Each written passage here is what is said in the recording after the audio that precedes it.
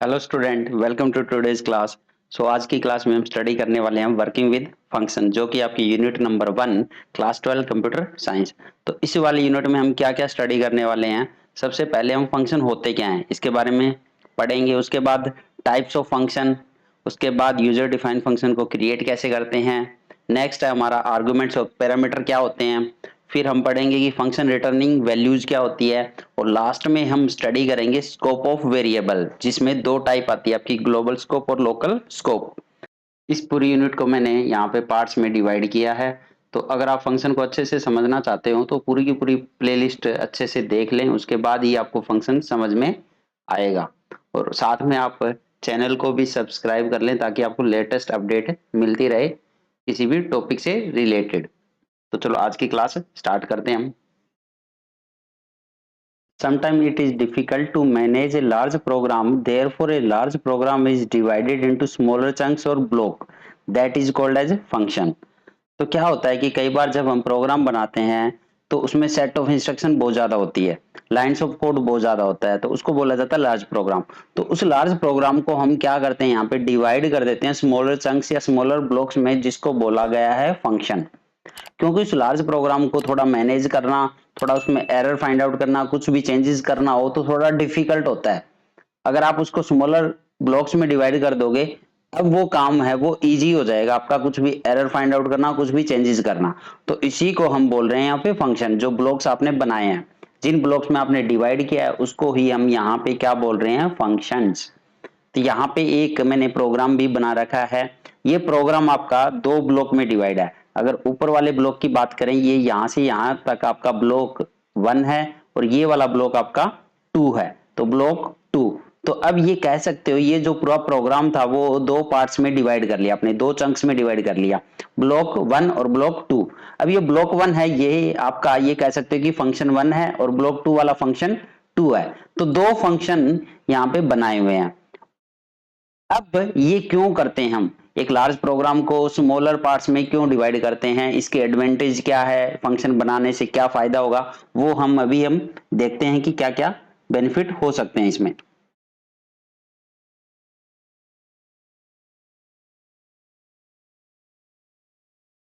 Advantage of function, तो यहाँ पे क्या क्या है, फर्स्ट आपका रिड्यूस द कोड लेंथ। मतलब कि अगर आपको कोई भी काम ऐसा है जो रिपीटली करना पड़ रहा है, बार बार आपको अपनी कोड में उसको इंक्लूड करना पड़ रहा है, सेट ऑफ इंस्ट्रक्शन को बार बार यूज करना हो, तो वहां पे हम उस सेट ऑफ इंस्ट्रक्शन का क्या बना सकते हैं, एक ब्लॉक बना सकते हैं, एक फंक्शन बना सकते हैं। उससे क्या होगा, आपका जो लेंथ है, जो कोड का जो नंबर ऑफ लाइंस है, वो क्या हो सकती है, यहाँ पे रिड्यूस हो जाएगी आपकी। ठीक है, जहां 1000 लाइनें यूज करनी पड़ रही थी, हो सकता है आपका वो 100 लाइन में ही काम चल जाए। तो इसीलिए हम क्या बनाते हैं, फंक्शन बनाते हैं। दूसरा, लेस मेमोरी साइज। अब भैया जब लाइंस ऑफ कोड रिड्यूस होगी तो मेमोरी में जो साइज है उसको स्टोर करने का, वो भी तो ऑब्वियस सी बात है, रिड्यूस हो जाएगा यहाँ पे। नेक्स्ट आपका इंक्रीज कोड रीयूजेबिलिटी। मतलब कोई कोड ऐसा है, वही सेम चीज है कि सेट ऑफ स्टेटमेंट को बार बार यूज करना चाह रहे हो अगर, तो उस टाइम पे भी हम क्या बना सकते हैं, उसका फंक्शन बना सकते हैं। फंक्शन बनाने से दोबारा से रीयूज हो जाएगा वो कोड, कितनी बार भी रीयूज कर लो। जब आपने एक ब्लॉक बना दिया, उस ब्लॉक को ही तो उठा के अपने प्रोग्राम में यूज करना है, कितनी बार भी करो। तो रीयूजेबिलिटी को भी इंक्रीज करता है ये।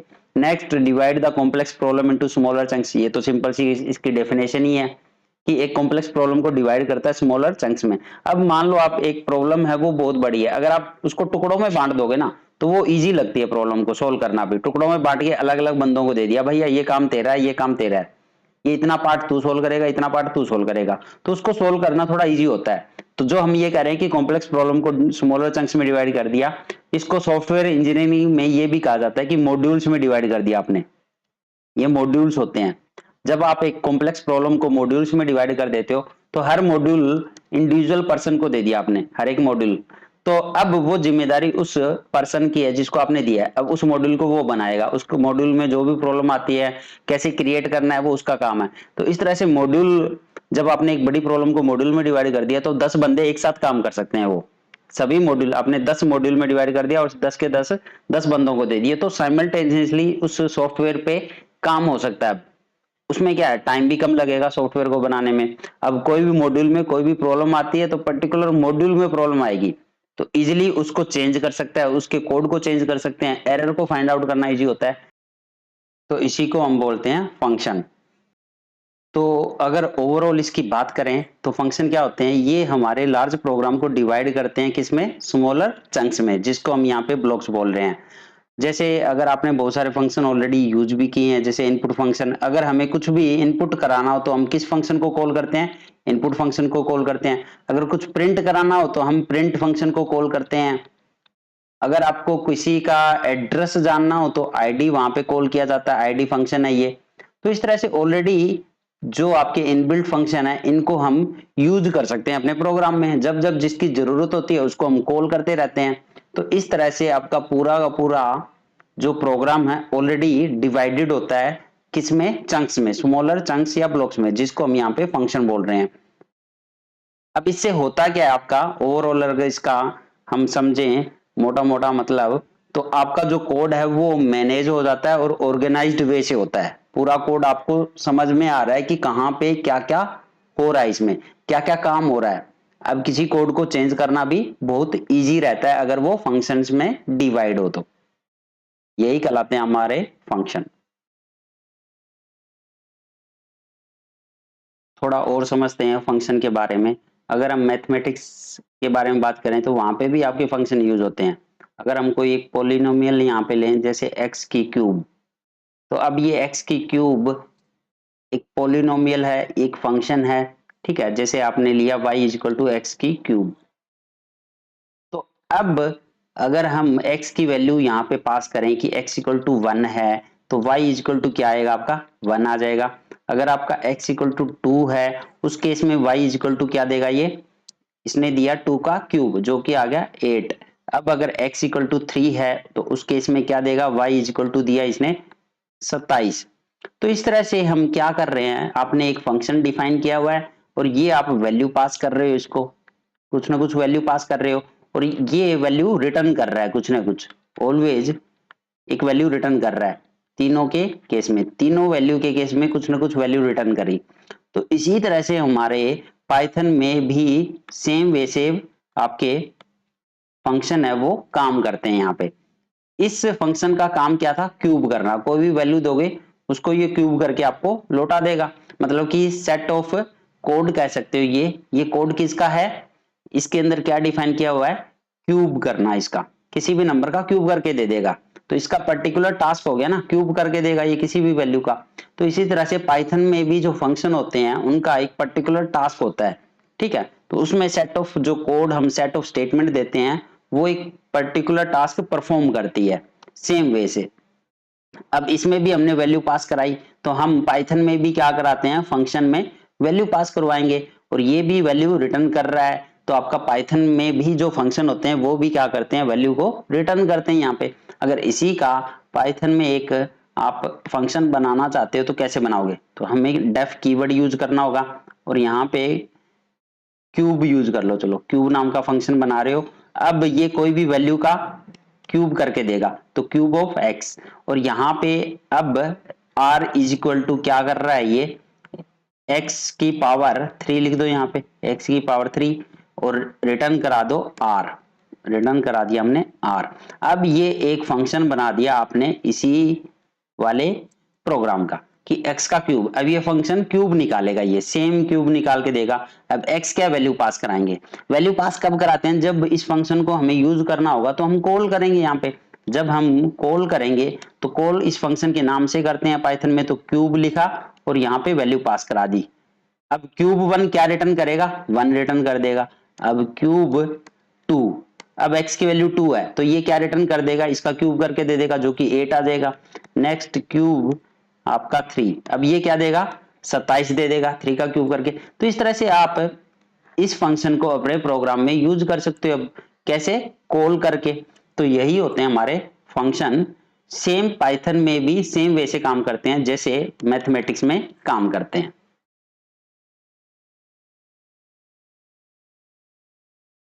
तो अब हम कह सकते हैं जो फंक्शन होते हैं, functions are a set of code और set of statement that is used to perform a specific task. और when you want to use a function in our program then you have to call it. जैसे अभी हमने बताया कि जैसे print function हम use करते हैं, अगर आपको यूज करना हो तो इसको कॉल करना पड़ता है। और इस प्रिंट का काम क्या है, एक स्पेसिफिक टास्क है इसका। ये क्या करता है, कोई भी स्टेटमेंट को प्रिंट करता है, और दूसरा दूसरा टास्क क्या होता है इसका, कोई भी वैल्यू प्रिंट करना। तो दो टास्क है इसके। इसी तरह इनपुट फंक्शन है, ठीक है। तो यूजर से इनपुट लेने के लिए हम इनपुट फंक्शन का यूज करते हैं। तो जब भी इसका यूज करना हो हम क्या करते हैं, इस फंक्शन को कॉल करते हैं, और इसके अंदर सेट ऑफ कोड या सेट ऑफ स्टेटमेंट है जो कि परफॉर्म कर रही है एक स्पेसिफिक टास्क। तो यही डेफिनेशन होती है, जो फंक्शन होते हैं वो क्या होते हैं, सेट ऑफ कोड या सेट ऑफ स्टेटमेंट होते हैं जो कि परफॉर्म करते हैं कोई पर्टिकुलर टास्क। और जब भी हमें उस प्रोग्राम में यूज करना होता है उस फंक्शन को, तो हमें क्या करना पड़ता है, उसको कॉल करना पड़ता है। Next, in your program, if you want to perform the same set of tasks again and again, then create a function to do that task and call it every time you need to perform that task.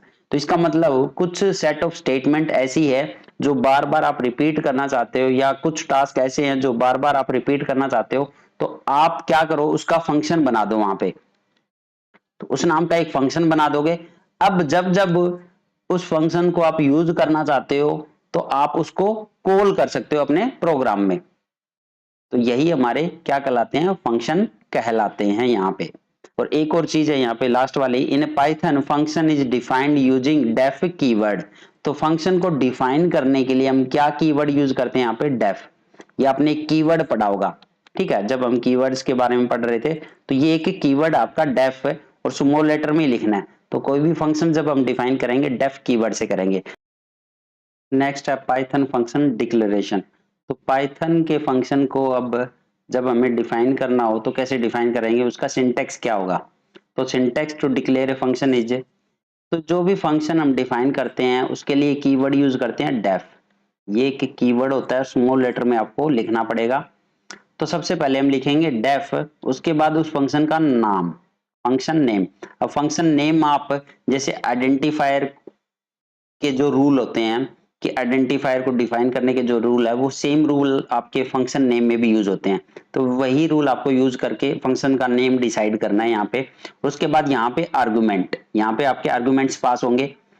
अब यहाँ पे colon लगाया जाएगा, ये जो colon होता है ये होता है हमारा, ये लगाने के बाद आपका ये ब्लॉक बन गया। और इस ब्लॉक में क्या आएगा, सेट ऑफ स्टेटमेंट, आपकी सेट ऑफ स्टेटमेंट्स है ये, जो ये फंक्शन आपका परफॉर्म करेगा। और यहाँ पे रिटर्न नाम का एक कीवर्ड यूज किया हुआ है, ये भी एक कीवर्ड होता है रिटर्न। और ये क्या वैल्यू रिटर्न करेगा वो यहाँ पे मेंशन करनी है। तो ये होता है हमारा सिंटैक्स ऑफ पाइथन फंक्शन। तो जब भी हमें डिफाइन करना होगा वो हम कैसे डिफाइन करेंगे, इसी सिंटैक्स के थ्रू डिफाइन करेंगे। अब यहाँ पे अलग अलग इसका मीनिंग देखें। जो डेफ कीवर्ड होता है, keyword use to declare a function, function name any name given to the function, but आपको रूल सेम फॉलो करने हैं जो आइडेंटिफायर में आपने यूज किए थे। तो ये भी आपका फंक्शन नेम हो गया। आर्गुमेंट्स क्या, any value pass to the function. अब उस फंक्शन को हम क्या वैल्यू पास करना चाह रहे हैं, तो वो आर्गुमेंट्स हो गए आपके। नेक्स्ट आएगा रिटर्न।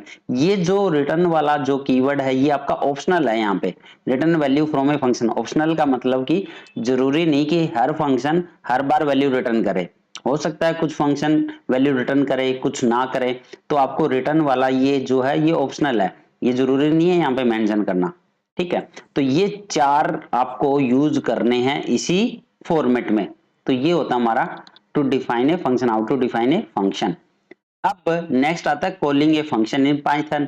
आपने डिफाइन तो कर दिया, उसकी डेफिनेशन तो दे दी है कि ये फंक्शन इस नाम का ये टास्क परफॉर्म करेगा। बट जब आपको उसको प्रोग्राम में यूज करना है तो कैसे यूज करेंगे। अब जब उस फंक्शन को अपने प्रोग्राम में लेकर आना है तो हम लेकर आते हैं कॉलिंग के थ्रू।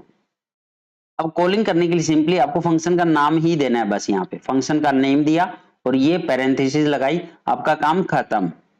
अब सिंपली उससे क्या होगा, फंक्शन की कॉलिंग हो जाएगी। बस यहाँ पे वैल्यू पास करनी होगी, अगर उसमें आर्गुमेंट है कुछ भी, यहाँ पे आर्गुमेंट्स है यहाँ पे, ठीक है।